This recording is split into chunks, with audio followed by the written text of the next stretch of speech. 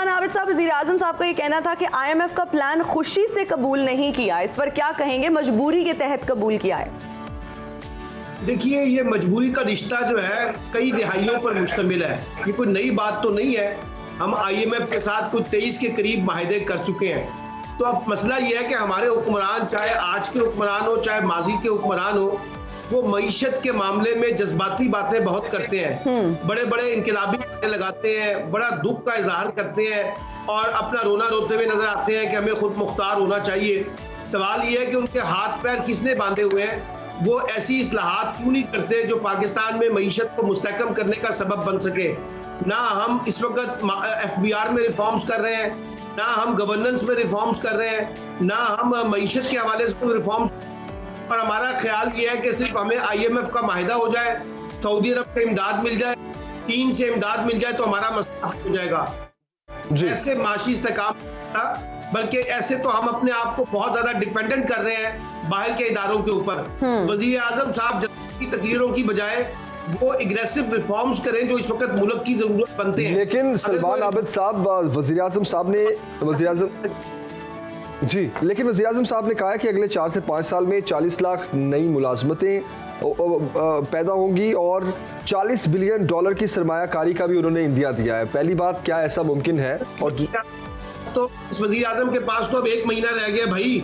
अब नई हुकूमत आएगी, वो नई तरजीहात लेके आएगी ना। वो कह रहे हैं हम जो प्लानिंग कर रहे हैं, जो प्लानिंग चल रही है इस वक्त मुआशी सूरत हाल की, जी वो कह रहे हैं वो जो इस वक्त प्लानिंग चल रही है मुआशी सूरत हाल की, उसमें उन्होंने ये इंदिया दिया है कि आइंदा 4 से 5 साल में सिचुएशन ये होगी जिसमें 40 लाख नौकरियां होंगी और बैरूनी सरमायाकारी भी होगी। इमरान खान साहब ने भी लगाए थे, कितने लाख नौकरियां पैदा करनी थी, कितने लाख लोगों को घर देने थे। देखिए ना, मैंने आपसे कहा है कि हमारे पास कोई मईशत का रोड मैप है तो बताइए। शहबाज शरीफ साहब जरूर बताएं। हमें तो सिर्फ जज्बाती नारे सुना रहे हैं, खुशनुमा नारे सुनाए जा रहे हैं। रोड मैप किधर है? और ये स्ट्रक्चरल रिफॉर्म्स के बगैर कैसे मईशत दुरुस्त होगी? मुझे बताइए ना। इस मुल्क में कितने लोग टैक्स पे करते हैं? कितने ताकतवर लोगों के ऊपर हम डायरेक्ट टैक्स लगाते हैं? हम तो आम आदमी के ऊपर इनडायरेक्ट टैक्सेस लगा लगा के उसको माशी बदहाल कर रहे हैं। तो जो काम हमें करने हैं FBR का सबको पता है। और ये जो अभी हमें कहा जा रहा है कि हम बाहर के मुल्कों के लिए सरमायाकारों के लिए सहूलतें फराहम करेंगे, तो भाई पहले अपने मुल्क के सनतकारों को तो सहूलतें दे दो। उनको तो बेचारों को आपने यहाँ से निकाल दिया है, वो मुल्क छोड़ के जा रहे हैं। आप कहते हैं कि हमने बाहर सरमायाकारी। सलमान आबिद साहब, सनतकारों को सनतों पे तवज्जो के साथ साथ अब तो इतना बड़ा प्लान ज़राअत का भी आ गया है सर। अब मसला ये है ना कि मैंने आपसे फिर ये कहा है कि इनकी हुकूमत 1 माह की है। अब जब नई हुकूमत आएगी वो अपनी नई पॉलिसियां लेके आ जाएगी। उस वक्त शहबाज शरीफ साहब कहाँ होंगे? देखिए ना, बात ये है कि पाकिस्तान को एक लॉन्ग टर्म पॉलिसी चाहिए।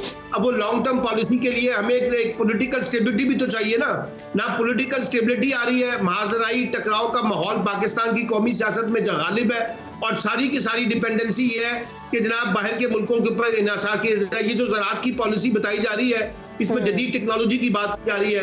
इसमें तो छोटा किसान बेचारा मर जाएगा और वही हालात होंगे जो हिंदुस्तान में किसान तहरीक चली थी।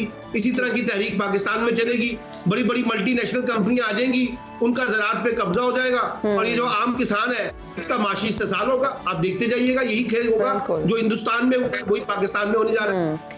अच्छा सलमान आबिद साहब, कल वज़ीर आज़म शहबाज शरीफ का बिल गेट्स से टेलीफोनिक राब्ता भी हुआ और जिसमें करीबी ताउन और इश्तराक पर इत्तफाक भी हुआ। इस राब्ते किस तरह से देखते हैं? अच्छी बात है, मैं राब्तों का मुखालिफ नहीं हूँ। राब्ते होने चाहिए, इकोनॉमिक अपॉर्चुनिटीज क्रिएट होनी चाहिए, लेकिन पहले मसला यह है कि अपने घर के हालात तो दुरुस्त कर लें, अपनी घर की करेक्शन तो करें। जो आपके अपने अंदर के मसाइल हैं उनको तो दुरुस्त करें ना। वो हम दुरुस्त नहीं कर रहे। हम कहते हैं कि जी हम बाहर से पता नहीं क्या कुछ ले आएंगे। देखिए, ये कोई सऊदी अरब ने कल जो $2 अरब की इमदाद अपने उसमें दी, हमारे बैंक में डाले हैं, ये कोई पहली दफा तो नहीं हुआ ना। हर दफा सऊदी अरब हमें मदद करता है, चाइना मदद करता है, UAE मदद करता है, IMF की मदद आती है, लेकिन उसके जरिए हम करते क्या है? हमारा हुक्मरान तबका जो एक ताकतवर तबका है वो अपनी अयाशियों पे पैसे खर्च कर देता है। आम आदमी को तो कुछ नहीं मिलता। अभी भी आप देखिए ना, जो हुकूमत का अखराजात है, शाहाना अखराजात, क्या उसमें कोई कमी आपको देखने को मिल रही है? आप देखिए कितनी बड़ी बड़ी फॉर्च्यून गाड़ियां जो है वो डिप्टी कमिश्नरों को दी जा रही है यहाँ पर पंजाब के अंदर।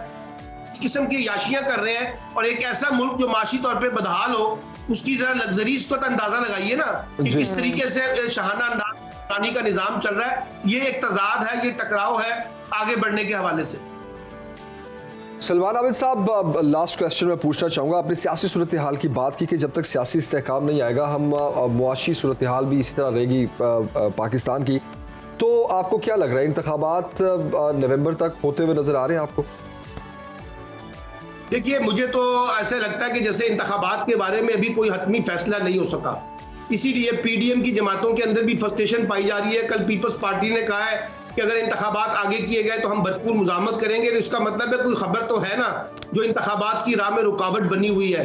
सुनो न्यूज़ का यूट्यूब चैनल ही आपकी खिदमत में बेलाग तबसरे और गैर जानिबदार तज्जिए लेकर आता है।